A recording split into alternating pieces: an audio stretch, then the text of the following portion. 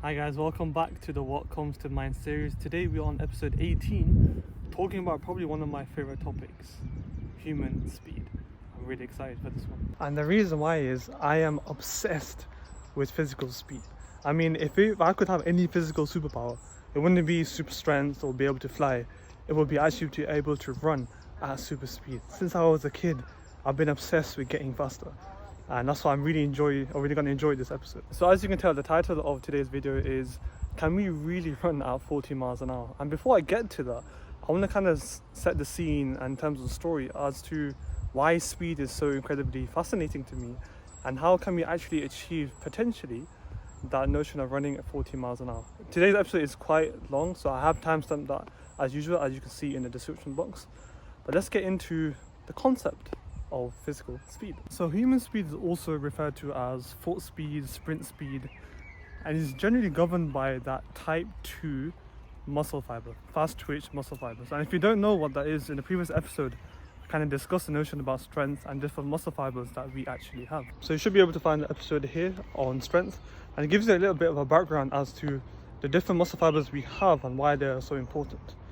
But in terms of explosive speed, short distance, high intensity speed, we need that type 2 muscle fiber in particular. And generally on average, we have 50% average on these type of muscle fibers. So 50% slow twitch, 50% kind of fast twitch. But top sprinters have an even bigger ratio, around about 80% fast twitch muscle fibers, 20% short twitch, because they are designed to run at that high speed. Now in terms of the science behind it, sprint speed is looked at the amount of force a leg can exert onto the ground. That's calculated in, you can say, new money, newtons per square meter, or kind of old English, pounds per square inch. And top sprinters can exert 4 times their body weight onto the ground to achieve their insanely fast speed. So for example, Hussain Bolt. I would love to run next to Hussain Bolt and just kind of watch him go that crazy. And that insane amount of force requires a lot of muscle strength. Hence why you see 100-meter sprinters have insanely massive leg muscles, and rightly so if you're going to run at 28 miles an hour. So you might be wondering, okay, I can't run at my top speed forever and I generally feel that I get tired, but what's the actual science behind me and essentially all of us not being able to run the fastest for a longer period of time? What actually happens? Essentially there's kind of 2 steps. So when we are looking at this high intensity short-term exercise, we gather energy through the anaerobic process, so without oxygen. And phosphorocreatine is kind of our, you can say, short-term energy supply to help us to produce that ATP that we need in a short space amount of time. So once that runs out, we can't use that process. And then the body starts to break down glucose without oxygen. And one of the simple breakdown products is lactic acid. And you may have heard this term in athlete performance where they become tired and exhausted because of that lactic acid buildup. That's why a lot of soccer players actually have cramps, because that buildup of lactic acid in their body over that high intensity period of playing football or soccer. So that's unfortunately why we can't run at our fastest top speed for a longer period of time. But it would be cool to be able to run like from here to London and just go past like cars. You can see why I really enjoyed this episode, because I am obsessed with speed. But moving on. Now an interesting part of today's episode is the actual debate of, are athletes actually getting faster? Or is it that external factors have made it easier for us to produce quicker times in a sporting event? So a very interesting TED talk by David Epstein actually discusses the different factors that have caused athletic performance in terms of results. So swimmers getting faster, shot puts going longer, sprinters actually achieving faster results. What are the other factors that we may or may not remember? So again, this part of the video is timestamped, so if you want to go through the different descriptions and discussions, please do so.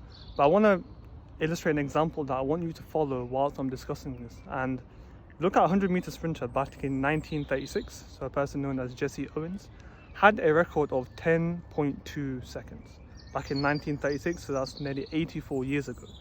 Now we know the current record by Usain Bolt is 9.58 seconds back in 2009. That's about 0.6 of a second faster. So over 84 years, there's been a decrease in 0.6 of a second in the 100-meter sprint result. So let's look at technology for example. Nowadays athletes run on specially designed synthetic tracks to minimize friction so they can run faster. They also wear specialized footwear that is incredibly light and also reduce friction. Back in 1936 they didn't have that. They had things that actually would induce more energy, so meaning there would be more friction and it would reduce actually their sprint time. So that actually raises the question, although taking nothing away from Usain Bolt, there's more things now that actually makes an athlete faster without them actually doing anything. If you take this outside of the sprinting world, in track and cycling, in sprint events in cycling, there's an increase in the aerodynamics of bikes compared to before. There's an increase in the aerodynamics of a helmet, which really reduces drag and reduces friction so they can achieve faster times. So another one is actually looking at nutrition. Nowadays, the foods that athletes are banned are what probably athletes 40, 50 years ago probably ate. And look at football athletes in Premier League. They used to have fish and chips and food every so often. Nowadays, nutrition and sports nutrition is so highly precise and specialized that every calorie, every protein, every fat, carbohydrate is put together to the T to make sure nutritionists, sports physiologists know exactly what each athlete is intaking to optimize their physical performance. So even the kind of importance now of nutrition is hugely changed to when it was 50, 60 years ago. And that obviously affects how physically we exert ourselves and how athletes are able to run faster, because the body is more finely tuned to do that purpose. So even in high jumps, how they get over that bar used to be very varied back in the olden days. But now due to body mechanics and analysis and gait analysis, they figured out that the predominant route that people use now in the Olympics and many world championships is running around the side and then jumping kind of backwards over that par to actually achieve a higher jump. So in essence, even though they might have got faster and stronger, the key difference in that particular sporting event is the way they use their body, so the type of technique changes. Now lastly, in terms of sprinting, in 200 meters, 400 meters, those kind of fast-paced results, running around the bend has changed predominantly, and there's a whole science behind how to actually run around the bend to achieve a faster result. So again, due to body mechanics, gait analysis, how they alter themselves to reduce drag and friction and excess time. So again, the notion of technique to, in a sense, increase speed, but naturally to just reduce your overall time, so you perceive that you're actually getting faster. Now, no, not a actual external factor, just to give you the sheer difference in how athletics used to be and how performance used to be and speed compared to now. If you look at certain events, you can predominantly tell by a person's physical attributes what type of athletic event they probably do. But maybe 50, 60 years ago, somebody who's performing a shot put perhaps look very similar actually to a person who's running 100 meters. But now those who require longer limbs and thinner limbs to reduce or to evaporate heat, so for example the long distance runners, you can tell that they are actually a long distance runner. Somebody who's a 100-meter sprinter, you can tell. Somebody who's a weightlifter, you can tell. Somebody who's an NBA player in terms of really long limbs and large arm spans. So in essence, the people who require to be taller got taller. In gymnastics, the average height is a decrease to increase the power to rate ratio, so they can produce a really dynamic and high intensity events. So those specialized gene pools actually occurred over time the more people got into athletics. So there's certain body types related to certain events, and that's actually increased and increased. Now lastly, which I find really interesting, is a factor known as mindset. Nowadays, many athletes have sports psychologists, mindset coaches, in order to help them to tap into the potential that they have physically. So naturally, if you were to electrocute somebody, all of their muscles contract so quickly they end up jumping themselves to the other side of the room. So their body is physically capable of doing that if all of their muscles contract that quick. So in essence, we have that potential, but our brain kind of limits us to make sure we don't harm ourselves. Nowadays, many athletes have mindset coaches to help them go through the pain, to help them stay calm in a certain situation, so they can tap into the potential that they have to achieve a faster result, or to win a football match or a tennis match or something like that. That's why mindset nowadays, compared to 50, 60 years ago, when many athletes didn't actually have that, they actually perceived to have a shorter time in their running event. But in essence, they're actually just tapping into their potential that they already have through certain expertise and experts in the field of the mind. find that really interesting. So knowing all of that, let's talk about the topic of, can we actually run 40 miles an hour? So as I mentioned earlier, the current 100-meter world record held by Aamir Hussain is 9.58 seconds. Did I get you? I was just dreaming. But as I mentioned, 100 meters record held by Usain Bolt is 9.58 seconds, and the kind of top speed in that was around about 28 miles an hour. Now, in order to achieve 40 miles an hour, what are the limiting factors? So previously it was deemed that the limiting factor for human speed and to get faster was the amount of brute strength we could hit onto the ground to push off. So our kind of maximum force we can exert onto the ground. But recent studies by Peter Way in Southern Methodist University published a paper on January 21st in Journal of Applied Physiology. I'll put the paper in the description box. Turned out there are some potential other factors that limit actually how we can achieve a faster speed, potentially 40 miles an hour. And what he actually concluded was, it wasn't that we could exert the force required, it's just that we couldn't exert the force quick enough. So he conducted some experiments with some athletes, and he got them to either hop, run, or run backwards. And when they were hopping, they were able to exert a lot more force onto the ground compared to where they were sprinting. So they concluded that it wasn't that we couldn't generate more force, because through that jogging we could, because we were increasing, basically jumping higher and then increasing the amount of force we can put onto the ground. And then when they ran forwards and backwards, the time onto the actual ground was the same. So it wasn't actually the contact time. What that actually turned out to be was contracting the muscle fibers quick enough to induce that force. Because as you know, when we sprint, the amount of time on the ground is very minimal. So it's, can the muscle fibers contract quick enough to induce that force? As we notice, when we hop, the amount of time we hop is a lot slower than where you were to sprint. So they concluded in the end that we can actually generate the force required to run 40 miles an hour. The problem is we can't generate it quick enough. Our muscle fibers can't generate it quick enough. So now many studies are looking at how to increase the speed and the contractility. So how the muscles actually contract quicker so they can potentially induce that force.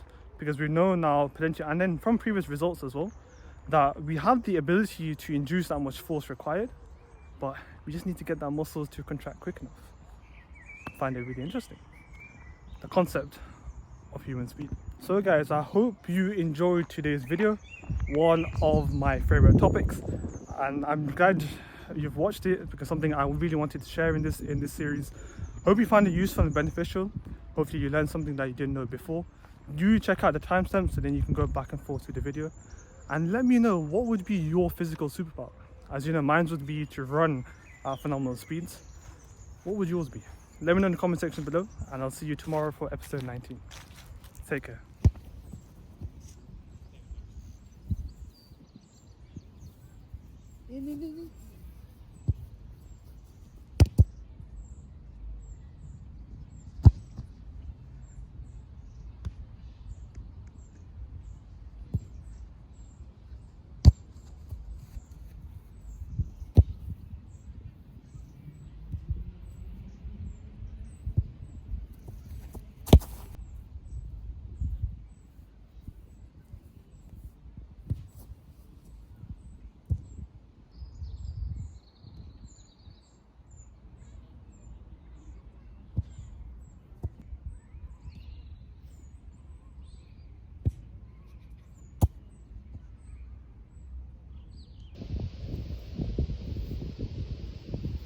That's the one. All right, Odell. Come on, Odell.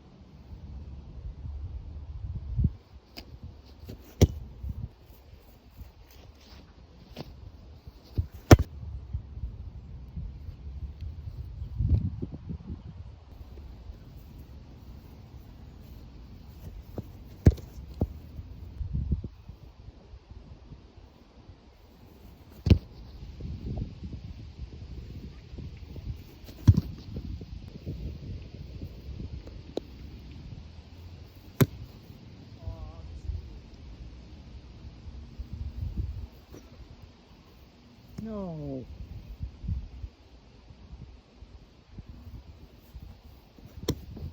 Yes.